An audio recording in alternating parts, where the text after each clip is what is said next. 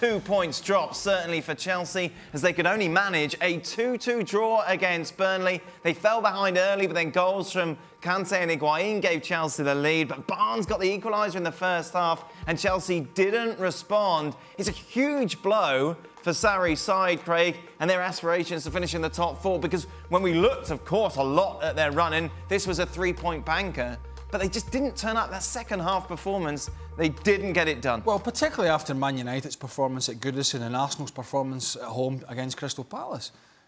It was a perfect opportunity to go and say, listen, they're almost handing it to us on the plate. We need to go out, perform at home against a team that are in the bottom half of the table, that were still fighting for survival, albeit mathematically, and go and do the job. And one of the things you've got to do when you're playing Burnley, particularly when they're playing with Wood and Barnes in the team, is you've got to be able to handle set pieces, crosses into the box. And they didn't. And ultimately, that's what cost them. What went wrong, Frank? Why couldn't they respond then in that second half? I think they were absolutely ready, psychologically talking. Right. Where you play Burnley, you think you're gonna the chances for you. You are very fortunate because, as you said, Manchester United and Arsenal had a bad result. So you say, okay, it's all for us. It's gonna be easy to beat Burnley. You concede a goal, but you react very quickly. You lead the game with Higuain's goal, and you say, okay, it's done. Then, bam, they equalize, and you're not ready psychologically to fight. When you play in England, when you sign for an English team, you have to know that, especially at the end of the season, nobody is going to surrender as the French people did at some point. They're going to fight until death, you know what I mean? It was just a joke, by the way. Sorry, I don't know this gentleman here. Before HR come in, Shaq, you take a look at Hudson-Odoi, obviously injured. Kante off at half-time. That clearly impacted Chelsea going forward. I thought both of those were two huge blows, in particular Hudson-Odoi, who I feel when he's on the pitch, that's when you see the best of Eden Hazard. They have a foil, they have somebody else to carry the load, albeit on the other flank. Once he goes off, the only real threat is Eden Hazard. And Burnley know that, and they know you just have to put numbers around him and then defend as they've done all season long with a certain amount of discipline. Because nobody else is going to threaten you. And what you saw from Chelsea in the second half, without Hudson-Odoi and Kante with his late runs, is what we'd seen from Chelsea 6 weeks ago, when we were so critical of them. Yeah. Fantastic football, but not really troubling Burnley in a way that you would think a team that are pushing for a top four finish and looking to get into the Europa League final should against a team who just about secured survival in the Premier League. That's a good point, Shaq. I mean, the trouble with Chelsea is the plan A, B and C is get the ball to Eden Hazard.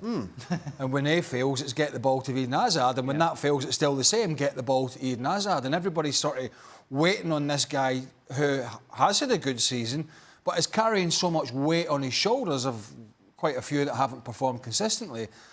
And he's not Messi, you know what I mean? He's not like he's a great player, very good player, but you can't rely on him to get, you know, the 40 goals a season or do it, you know. So others have to take control and take responsibility. And I just think, as Shaq said, too often it's like he'll dig us out the hole or he'll dig us out a result. And today's game proved that that's not always going to be the case. We'll talk about his future at Chelsea a little later on. But where do you stand on Sarri overall, Frank? Obviously, today's a blow regarding top four. Does it matter for you if he finishes top four or win the Europa League? Does he still deserve another season? I'm not the one who's going to decide for that. But if you were? I'm disappointed. Yeah, of course I'm disappointed. I said in another show from France that Chelsea is going onto Italian coaches, you know, for decades.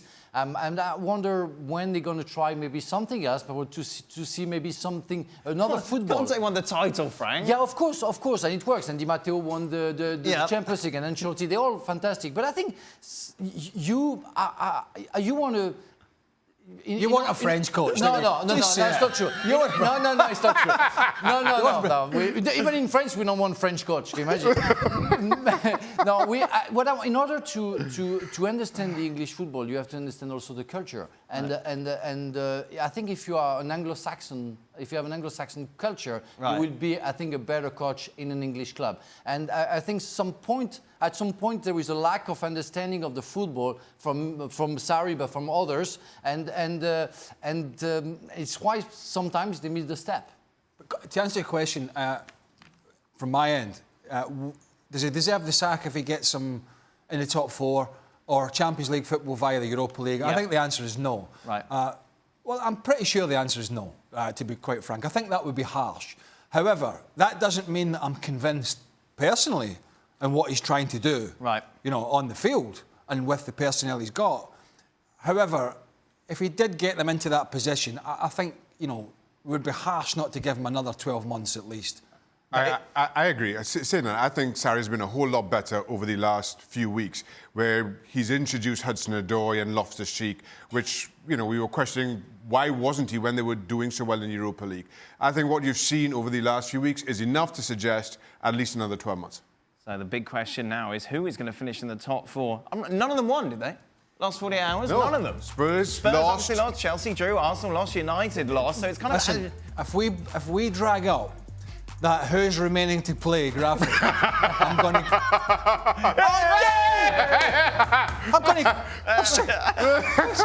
Every day, as soon as the sun shines, the sun goes down, and it comes up in the morning, that graphic reappears. See, you have one less game. Right, Frank, here's what you have to do. You have to think about something different that you said yesterday. How about the same graphic? Now, the thing is, I wonder, if one of these 4 clubs going to win the Champions League next year. And isn't it better, except the money, with the money, isn't it better that they fight in the Europa League? No. Because they have a chance for the fans to get a trophy. What the fans want? They want a trophy. No, they want Champions League football. If you don't win a game, if you get out after the group stage, but who's to say they're not going to win the game? Look what Spurs have done. If you think about the finances, of course I can understand that all those clubs, they want to go in the Champions League. If you talk just about the sport size of the interest, it's about, can I win something? I'd rather play the Europa League if I have the team to win the Europa League. No, if I cannot have the team, I'm sure I'm not going to win. Or you can finish 3rd in the Champions League and then win it. Of course, that's another idea. Everybody's a winner. That's nonsense, isn't it? Arsenal would have preferred, say, for example, to finish in the quarterfinals of the Champions League than win the Europa League. At the end of your career, what is it? I saw Craig Burley won the FA Cup in '97. We didn't say Craig Burley played the last 16 of the Champions League. Who cares? At the end of the career, is how many lines you have in your resume. That's the only thing we know. For clubs, it's different. The thought is different because it's about finances. But for a player, it's about titles, about lines. But for the fans, it's different as well for the players. For the lines, for the fans, what they want their team to lift a trophy. No, they would prefer Champions League. I'm not sure about that. Definitely. I'm not sure about that. Back onto the graphic. Right. Yeah. What is the remaining game for Chelsea? Back onto the graphic, because that result for Chelsea today has now piled added pressure on their trip to Old Trafford. Yes. Yeah. Particularly if by a miracle, and it would be at the moment a minor miracle of them putting a performance on. Of them putting a performance. If they were to get something against Manchester City, which looks unlikely, Man United, but it's not impossible, then the Chelsea game now, because of that result against Burnley, just becomes huge, absolutely huge. I think Tottenham are there. Yeah. We can take that graphic down to 3 teams next to them. Right. At least that'll freshen it up a bit. You want Tottenham, of course, play Brighton tomorrow. Yeah. So when we show you tomorrow, Brighton won't be on the graphic. Listen, I know it's coming out tomorrow. But so ultimately, it's not been a good day for those 3 teams. No. It's been good for Spurs. Can we take it down? Well, it was not a disaster. I mean, Spurs played Man City. It wasn't a great weekend for them, but it was a big week for them. So who have you got finishing in the top 4? I've got who I had yesterday, which is Tottenham, and still by a narrow margin, Chelsea. Frank, you want Chelsea to finish in a Europa League spot because they can win it? No, I really think that it's still going to stay. He doesn't care as long as they haven't got an Italian coach, he said. Yeah. He's had enough. No, it's going to stay like that. But what you saw today, did it not concern you? Of course I'm concerned. But you've got to beat Burnley at Stamford Bridge. If I'm a Manchester United fan, I'm really concerned. If I'm an Arsenal fan, I'm concerned. And if I'm a Chelsea fan, I'm concerned. But you ask me, Tottenham, for sure, for me. And after it's going to be between Chelsea and Arsenal. I don't see Manchester United picking up the 4th or the 5th rank. No. Tottenham, and by a thin margin, I'm sticking with Arsenal. He's stubborn. You're sticking with Arsenal. I am. You know they lost at the weekend to Crystal Palace at home. And how did everybody else do? Well, they... No, Chelsea drew. Where's that graphic? Chelsea drew. Where's that graphic?